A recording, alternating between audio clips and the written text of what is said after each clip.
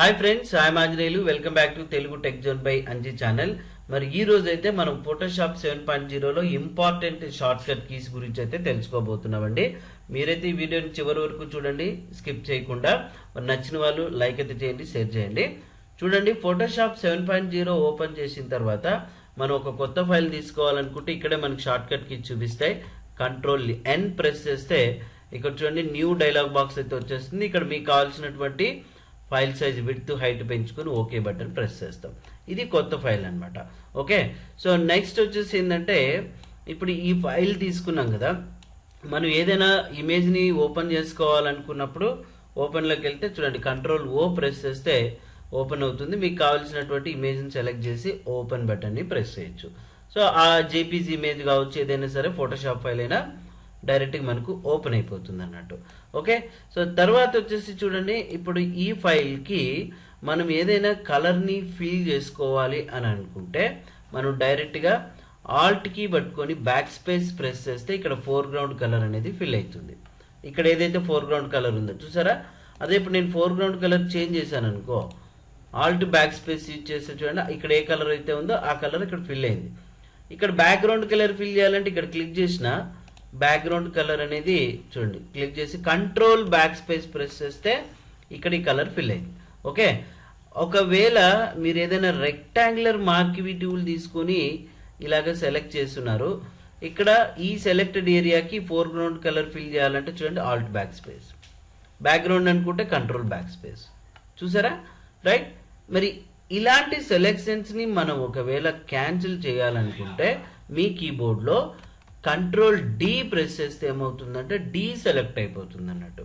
Okay, తర్వాత ఈ ఫైల్కి మనం ఏం చేసామంటే ఇంతకుముందు ఫోర్గ్రౌండ్ బ్యాక్గ్రౌండ్ మళ్ళీ సెలెక్ట్ చేసామని చేసాం కదా, అండూ చేసుకోవాలనుకుంటే ఫోటోషాప్ 7.0లో కంట్రోల్ జెడ్ అనేది ఒకసారి మాత్రమే పనిచేస్తుంది.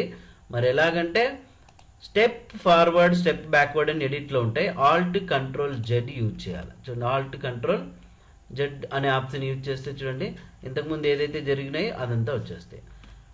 అండుకి ఆపోజిట్ అంటే స్టెప్ బ్యాక్వర్డ్ ఉంది కదా, step forward shift control Z use చేస్తే ఇంతకుముందు ఏదైతే జరిగినాయో మళ్ళీ రివర్స్ వచ్చేస్తాయి అన్నట్టు. ఇది ఒకటి, రైట్? ఇక ఈ సెలెక్షన్ని చూడండి డీసెలెక్ట్ చేసేస్తే క్యాన్సిల్ అయిపోతుంది. ఇక్కడ మనకు రైట్ సైడ్ లేయర్ ప్యాలెట్ ఉంది, కలర్ ప్యాలెట్ ఉంది. వీటిని క్లోజ్ చేస్తున్నాం మనం. ఒకవేళ మనకి ఈ ప్యాలెట్స్ కావాలనుకుంటే మీ కీబోర్డ్లో ఫంక్షన్ కీస్లో F6 నొక్కండి, చూడండి కలర్ ప్యాలెట్ వచ్చిందా. మరి ఫంక్షన్ కీస్లో F7 నొక్కండి, చూడండి లేయర్స్ ప్యాలెట్ వచ్చేస్తుంది అనమాట. ఇట్లా మనం ప్యాలెట్స్ని తీసుకోవచ్చు, రైట్? ఇక్కడ కలర్స్లో చూడండి మామూలుగా ఫోర్గ్రౌండ్ బ్యాక్గ్రౌండ్ డిఫాల్ట్గా ఉంటుంది. కింద బటన్ని ప్రెస్ చేస్తే దీనికి షార్ట్ కట్కి ఏంటంటే మీరు ఇక్కడ గమనించండి, కీబోర్డ్లో డి బటన్ని ప్రెస్ చేయండి, చూడండి డిఫాల్ట్గా వచ్చిందా. ఇలాగా కిందకు వస్తే మళ్ళీ మోడ్స్ ఉన్నాయి మీకు. ఇప్పుడు మనం యూజ్ చేస్తుంది నార్మల్ మోడ్, స్టాండర్డ్ మోడ్ అంటారు దీన్ని. ఇటు పక్కది ఏమో క్విక్ మాస్క్ మోడ్ అనమాట.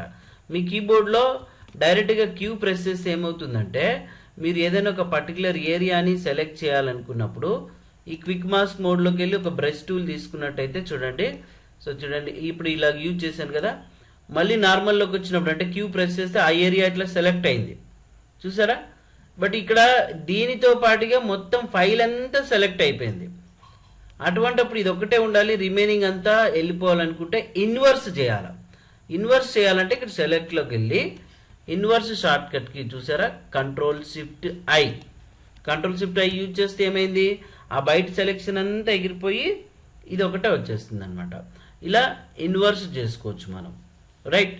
ఇక ఇప్పుడు ఈ ఫైల్ ఉంది కదా, ఈ ఫైల్ని జూమ్ చేసుకోవాలి. జూమ్ చేయాలంటే ఎట్లాగా, కంట్రోల్ ప్లస్ ప్రెస్ చేస్తే చూడండి జూమ్ అవుతుంది ఈ విధంగా. కంట్రోల్ మైనస్ యూజ్ చేస్తే చూడండి ఫైల్ జూమ్ సైజ్ అనేది తగ్గుతుంది ఈ విధంగా.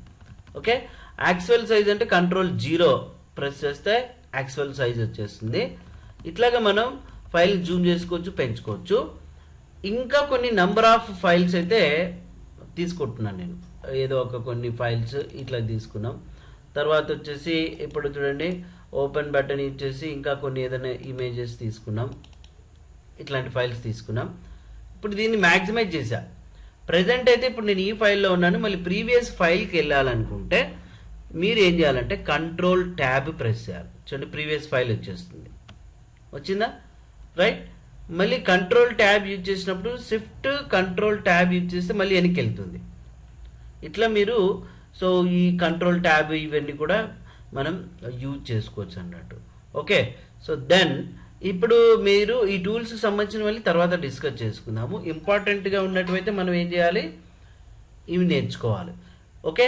సో తర్వాత వచ్చేసి ఇప్పుడు ఇక్కడ చూడండి సెలెక్షన్లో మనకు కంట్రోల్ ఏ ప్రెస్ చేసి ఏమైంది, మొత్తం అంతా కూడా సెలెక్ట్ అయిపోయింది కదండి. ఇక్కడ ఇదే సెలెక్షన్లో చూడండి ట్రాన్స్ఫార్మ్ సెలెక్షన్ అని ఉంటుంది. సెలెక్షన్ అంటే ఏం లేదు, ఆ సెలెక్షన్కి మనం ఏం చేసుకోవచ్చు అంటే ట్రాన్స్ఫార్మ్ అంటే కంట్రోల్ టీ వాడచ్చు. అంటే ఇప్పుడు ఇక్కడ ఆ సెలెక్షన్ సైజు తగ్గించుకోవచ్చు అన్నట్టు. అర్థమైందా? నెక్స్ట్ ఏంటంటే మనము ఏదైనా ఒక ఇమేజ్ని తీసుకున్నాం అనుకోండి, లైక్ ఇప్పుడు ఇదే ఉంది ఇమేజ్, అవునా? సో ఆ ఇమేజ్ యొక్క సైజ్ అనేది తగ్గించుకోవాలి. ఇప్పుడు ఒక ఇమేజ్ని తీసుకుందాం, లేదంటే ఇదే ఇమేజ్ నేను ఏం చేస్తున్నానంటే కొత్త ఫైల్లోకి తీసుకెళ్తున్నాను. కంట్రోల్ ఎన్ ప్రెస్ చేసి దీన్ని ఇక్కడ మూవ్ టూల్ ద్వారా కొత్త ఫైల్లోకి తీసుకెళ్తున్నాను. చూడండి ఈ ఫైల్కి తగ్గట్టుగా ఈ ఇమేజ్ సెట్ కాలేదు. మనం అప్పుడు ఏం చేయాలి, సైజ్ తగ్గించుకోవాలి. అప్పుడు ఫ్రీ ట్రాన్స్ఫార్మ్ యూజ్ చేసుకోవాలి. ఎడిట్లోకి వెళ్ళి ఫ్రీ ట్రాన్స్ఫార్మ్, దీనికి షార్ట్కట్కి కంట్రోల్ టీ యూజ్ చేస్తే చూడండి ఫైల్ సైజ్ చాలా పెద్దగా ఉంది. ఇప్పుడు జూమ్ తగ్గించాలంటే కంట్రోల్ మైనస్, ఇప్పుడు షిఫ్ట్కి పట్టుకొని చూడండి మీరు ఈ ఎడ్జెస్ ద్వారా యూజ్ చేస్తే ఫ్రీ ట్రాన్స్ఫార్మ్, చూడండి సైజ్ తగ్గిపోయిందా, కంట్రోల్ ఎంటర్. ఓకే. సో ఇప్పుడు చూడండి ఎంటర్ ప్రెస్ చేస్తే ఈ సైజ్ అనేది తగ్గిపోయింది. ఇప్పుడు ఇట్లాంటిదే ఇంకా తగ్గించుకోవాలనుకున్నప్పుడు మళ్ళీ నేను చూడండి కంట్రోల్ టీ యూజ్ చేసిన ఇదే లేయర్ని డూప్లికేట్గా చేసుకోవాలనుకోండి. డూప్లికేట్ చేయాలంటే మీ కీబోర్డ్లో ఆల్ట్కి పట్టుకొని మౌస్తో ఇట్లా డ్రాగ్ చేసుకోవచ్చు. లేదనుకుంటే కంట్రోల్ జే ప్రెస్ చేస్తే ఇక్కడ ఇంకొక లేయర్ అనేది వచ్చేస్తుంది అనమాట. ఇలాగా మళ్ళీ కంట్రోల్ జే ప్రెస్ చేయండి, చూడండి ఇంకొక లేయర్ అనేది వచ్చేస్తుంది అనమాట. ఓకే. సో ఇట్లాగా మనకు ఫోటోషాప్ 7.0లో ఏంటంటే మనకు రకరకాల షార్ట్కట్ కీస్ ఉంటాయండి.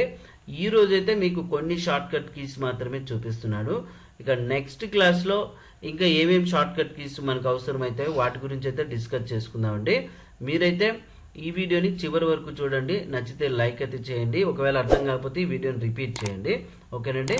సబ్స్క్రైబ్ చేసుకునే వాళ్ళు సబ్స్క్రైబ్ అయితే చేసుకోండి. Thank you.